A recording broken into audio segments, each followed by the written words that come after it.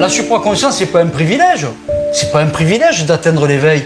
C'est une faculté qui est encodée dans tous les humains, chez tous les sapiens sapiens. La faculté supraconsciente est encodée dans le système cérébrospinal. C'est pas un privilège, la supraconscience, c'est pas un cadeau divin. C'est une faculté qu'il faut travailler par la vacuité cérébrale. Alors, il y a des... Tu sais, je fais une parenthèse, pardon Alexandra. Vas-y. On me parle des fois d'Einstein. On me dit, est-ce qu'Albert Einstein était supraconscient? Oui, il était supraconscient. Il a même trouvé E égale MC2 grâce à la supraconscience.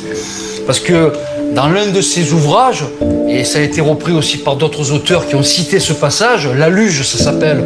Vous allez sur Google, vous tapez La Luge d'Albert Einstein, La Luge d'Einstein.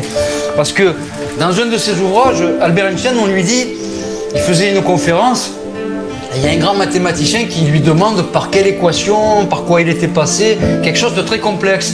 Et lui, il dit, non, vous vous égarez. Moi, le jour où j'ai trouvé la théorie de la relativité, ben, j'étais allongé, je suis allé dans ma chambre, je suis allé me détendre, j'ai fait le vide dans ma tête et je me suis imaginé sur une luge dans l'espace. Et que j'étais en train de naviguer sur une luge qui s'approchait de la vitesse de la lumière. Et il explique que c'est par le vide mental qu'il a trouvé E égale MC2.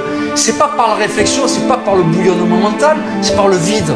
Donc les plus grandes choses qui ont été découvertes par l'humanité, ça a été par des séquences supraconscientes plus ou moins longues ou plus ou moins brèves. Tu sais pourquoi? Je vais t'expliquer. Parce que plus tu descends ton activité neuroélectrique, au plus ton champ de conscience rentre en expansion. C'est paradoxal, mais c'est comme ça. Et la bascule se fait à peu près entre 5 et 6 Hertz.